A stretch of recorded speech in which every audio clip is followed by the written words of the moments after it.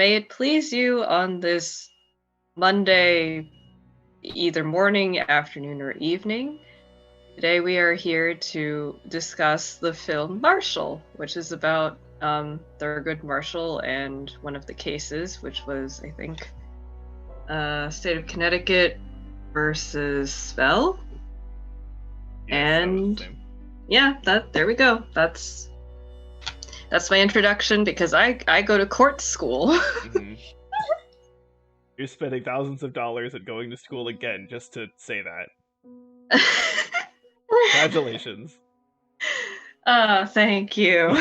Just gotta put it all in perspective for you.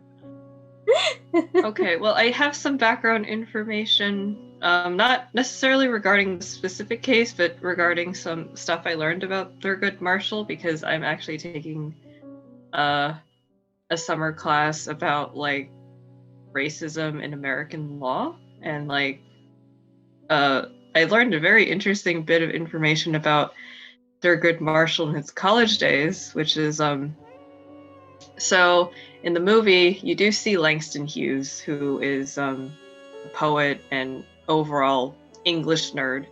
So another one of me. How dare. And they went to college together, and my professor said that they got, like, kind of suspended for a little bit because of hazing. Oh. So that was an interesting piece of information. Thurgood Marshall, the frat bro. Yep, they were in a frat together. Oh, there you go. Along with a couple of other historical, Black civil rights activists. So that was an interesting piece of information. Yeah, I was gonna say in the Wikipedia thing that I saw for him, it did mention that when he initially went to college, he didn't take it too seriously, so he did get involved with like pranking and hazing students quite often. So that backs up. These people in history are actually real life human beings too. They do stupid shit when they're young too. Yeah, well, just in terms of this movie though, I was kind of surprised. I mean, obviously, like, okay, it's a movie about Thurgood Marshall, so like, of course, my immediate assumption was there's going to be some story about him on the Supreme Court or maybe getting onto the Supreme Court because that's like what he's known for, right? But instead, it's to be honest, kind of a random case that he did early on, right? Mm-hmm. So which is kind of unexpected, but I think it works because, like you said, it sort of makes it so like, oh, right, he's he was just a lawyer, normal lawyer before, yeah. Especially since he had died in '93, so that was before our 300 movie challenge even. Yeah. So it's not like any of us were alive when he was actually a sitting judge and stuff. So, when this movie came out, it was 2017, so that's even further past from when he was sitting judge. So I think it would have been really easy to have like done a Supreme Court like movie about him and stuff. Or they just did, Brown v. Board, because that's the one everyone knows. Yeah. So to showcase like how he was a normal person and how he had to like deal with things, like we know what the end thing for him at least is. We don't know for Spell or for Friedman. Yeah, Mr. Friedman. Yeah. We don't know what happens to them, but we do know what his like outcome is going to be, and it's just really interesting to see like how he is done, and then with what we know happens to him later, like to see him progress. Yeah, it's interesting how, and again, the movie like it doesn't really feel like a standard sort of like biography in a sense, because normally in like a biography sort of situation, it's like they are the main character like by far, right? I think like Harriet, right? Like everything was about everything from Harriet's perspective and what she was doing and all that kind of stuff. That's not really what happens here. It's like it's more just like Thurgood Marshall is a character in this story. Yeah, it's more about the case itself. Yeah, and like almost like Friedman is almost like I feel sometimes it feels like he's like the main character in some sense. Which is it's just interesting choice for them to make in terms of that, even calling it Marshall too, So, but it's interesting why they kind of chose to do that. It does make it kind of stand out a little bit, where it sort of it wasn't the type of movie I thought it was going to be, which is not inherently bad or good. And in this case, what I ended up getting, I liked. So there. Yeah. Yeah. It's also an interesting look into like that period in time in America. Mhm. 'Cause Yeah. the- Yeah, like the whole time I was like, man, yeah, no, because I was reading a little bit before, and I also had like my class, the same class I was talking about earlier, right before we watched this movie, and I had to do like a brief about this case in Connecticut and I was surprised at the time because Connecticut's a northern state, but it was actually I don't want to go off on too much of a tangent, but there was this case where this woman, she set up a school, and it was a girls' school, and she had like one black student at one point, and all the white parents were like, oh my God, we have to take all of our daughters out because it's now tainted. And, like back then, that would be like, oh, I should just shut down my school. And then this woman, her name was Prudence Crandall, she was like, fuck that noise. I guess I'll just have a black girls' school, But then Connecticut, like, they kind of passed this law saying that it was like illegal for her to do that without the consent of all of the like white males in the community in the sitting like council.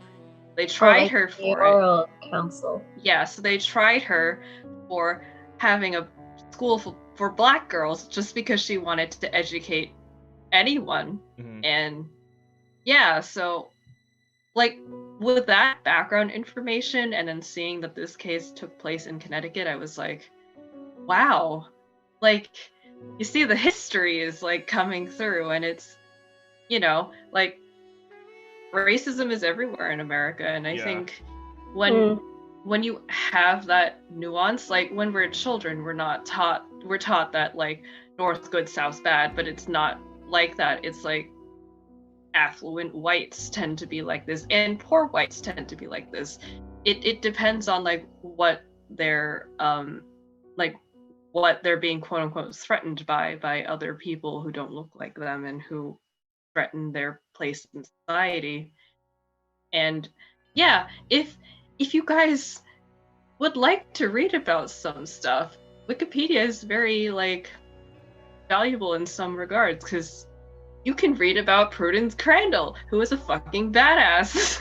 What year was that case? It was in the 1800s. Okay. But compared to this year.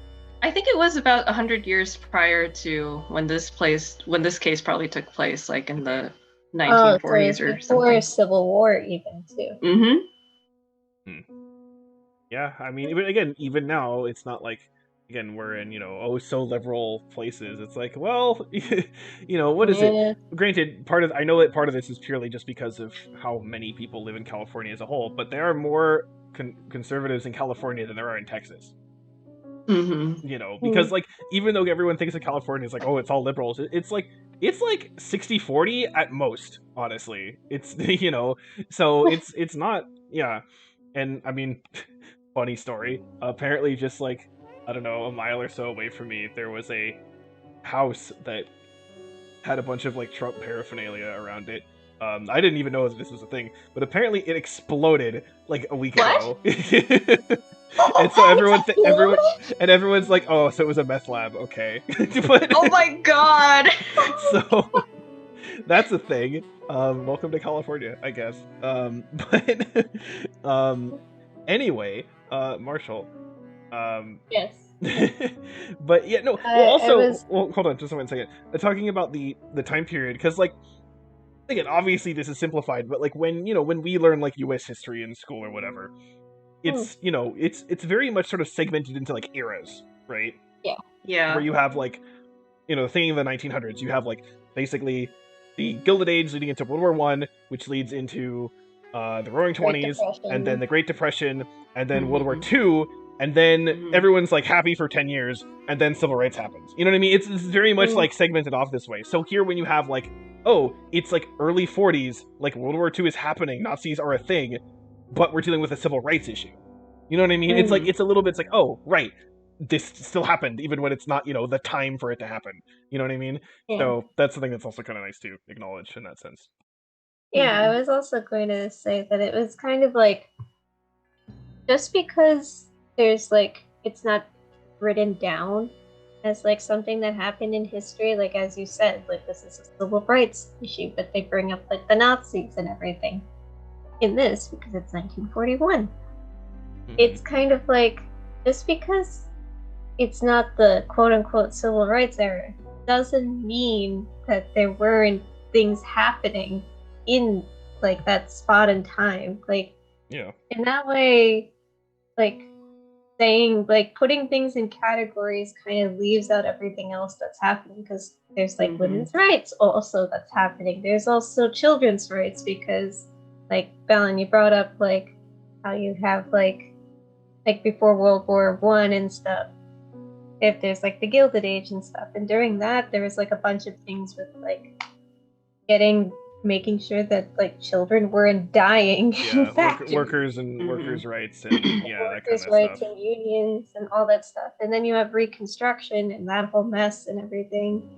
And then it's like, also in different places there are different things. Like this took place in Connecticut and it's a civil rights thing. Mhm. Obviously, like depending on where you are, there are different things happening in different places too. Yeah. So it's just really interesting. Like, they did a good job with choosing this case in particular, I think, because it like puts a lot of things. It just makes you think a lot more. Yeah, and it's a relatively small scale case, right? It's a very sort of personal issue that's going on. But at the same time, it's the case itself I think is legitimately interesting in terms of like what did Mhm. happen, right? So there's that aspect of things which is good, and it does still highlight both the skill of Thurgood Marshall and also Friedman, and but also again like the time period we're talking about. It's a good sort of random encapsulation of this kind of stuff that was happening at the time, Yeah. which helps. And then again, it sort of is it's different from again the sort of stereotypical again like what you would think of where it'd be a Brown versus Board of Education situation or again a Supreme Court thing. It's helpful as like this is sort of a random thing that happened, right? Which is in a sense kind of a good thing because it's showing that here's a random thing that happened. Yeah, These like this kinds of kind of cases happened all the thing. time, Yeah. Yeah. right? So it's not, and the thing is, it's not really a special event in the history of the history, right? And that's what makes it, I think, interesting in that sense. But it meant to the world to like Joseph Spell, and Oh yeah, it was, definitely. yeah. No. I'm adding on to that where it's like it's a tiny moment, and it makes you, and in that way, it also makes you feel for the people in that moment too. It's like kind of weird because I don't know if this is just because I've gone to quote unquote court school. But this is like one of the best, like I guess, theatrical depictions of a courtroom that I've seen. The only one prior to this that I think I was very impressed by was like it was like a case from like a very long time ago. I also had to present that case for my class, but it was about the Amistad case, which I'm I assume at least Tara knows because we went to the same Oh yeah, school. yeah. But I don't know if you know about this, I Velen. don't. Does not sound familiar. I might want to put it on the list at some point because it's a very, very good movie, but it's also really hard to watch in some parts Yeah, it can be because graphic. it's about the Middle Passage, and it's about how these like captured Africans won their freedom. Okay. Because of like how things worked out. It's a very, very good movie. But that was the only other like standout courtroom case, courtroom depiction that I could remember. So I don't know what it is. I just feel like maybe the fact it was such a small personal case helped just keep you engaged. So it's not like you have to think about how like big they made it or how accurate they made it to what is told in like books, but it's like it relies a bit more on you being invested as like a viewer and just like how they tell these events that led up to the outcome. So I think that really helped with that as well. Yeah, I did feel like it was like, because we saw like a couple like sort of lawyer kind of court movies that we'd seen in the last few years, Yeah. and like I remember one was deathly boring. they're very varying degrees of quality, but like I feel like this one had like a bit less of the like theatrical court moments of like, you know, everyone's in an uproar, you know, that didn't really happen to the exact same degree. And because I hear that, you know, all the courtroom stuff and like most like, you know, shows or movies is like way over dramatized, and you know, yeah, it is. so I think, and again, it was still, I'm sure, you know, it actually probably still was, you know, a bit more dramatized than usual, but it felt at least a little bit more reasonable than others in terms of the scale of things and the shocking reveals and all that kind of stuff. You know, it's a little bit more muted, so which again helped with that as well. So yeah, and I think characters were solid. You're invested in, you know, what was going on with them. The acting was good. Yeah, I just think overall this was a just real solid movie. I don't have any like super strong attachment to it specifically, but for what it is, it does its job well, and I think it's a good, solid movie. So I have no real complaints. Same. It's a good snapshot in this moment in time in history. Mm-hmm. Also, if you just want to watch Chadwick Boseman, please watch this movie. Yeah, that too. Yeah, I did hear a couple times where I was like, I kind of heard like the Black Panther voice a little bit in there with like the accent, just like a tiny flare of it. I kind of noticed every now and then. It was kind of interesting. But yeah, it's I don't know. Any other comments anyone wants to make? Or should we do ratings? Let's do the ratings. All right, This lawyer. is our first girl. movie of this cycle too. Yeah, go lawyer person. What do you want? Court school. What that degree that you will hopefully get to use. Hopefully, yes. Hopefully. God damn. This is your first test. Oh boy. Oh my god. You know, I'm pretty committed to I'm gonna give it a 9. I was very, very invested. Okay, yeah. So I'm gonna give it a high 8. Again, to me, like, you know, it doesn't 8 is like doesn't do anything wrong, but it doesn't, you know, it's all good. I have no complaints. Basically, that's like Harriet. Yeah, basically, it's like that. It works for what it is, and it's good. So yeah, 8. 8 was also what the number I was more so leaning towards too. So I'll also give it. It's a good movie. I think it's a good movie to watch, especially in terms of like the civil rights movement and everything. It's also just not a deathly boring depiction of a courtroom, because I can't remember the name of that movie, but I remember there was that one movie that was like 3 hours long. The courtroom was Sleepers? an hour long. Yes, Sleepers. Yeah, and it was so drawn out, even though it was so dramatic, and I wanted to die. I remember watching that movie. Like, I don't remember anything about it specifically, but I just remember thinking like, this is not bad, but fucking hell, this is so long and like, yeah. I don't know why this is the one scene I remember, but I just remember that one of the guys at the end of the movie moves to England and has like a cottage. Okay, sure. I don't remember that. I remember that because apparently he left like the girl that he liked behind in New York, or I guess, and then decided that he was going to be married. He wasn't going to marry anyone and then live in England, I guess. I don't remember that. Okay. Well, all right. Okay, well, next up we have your replacement. What are you replacing this with? I'm going to replace this movie with Lilo and Stitch. You remembered that I said I hadn't watched it. There's that, and like I'm kind of in the process of attempting to adopt a pet, so I'm hoping that this is good luck. So this is my Hail Mary. You want a pet like Stitch? Not like Stitch, but I want and Ohana. Oh. Oh. Yeah. I haven't watched this movie in years. Actually. I haven't either, but I think like now that I'm older, it might emotionally destroy me. Yeah, I'm kind of also thinking it might emotionally destroy me too. Because I think as a kid, I definitely didn't. I saw things mainly in Lilo's perspective, like Lilo's perspective and Stitch's perspective. But now that I'm older, I'll actually kind of understand the grown-ups better too. Yeah. Yeah. Yeah. Meanwhile, I have not. I mean, I've definitely seen pieces of it, but I have not watched all of it. And I'm not even sure if I've actually like even watched the movie at all, besides just seeing random clips. I don't know. So I guess I will find out enough. So, I'm ready to be emotionally destroyed.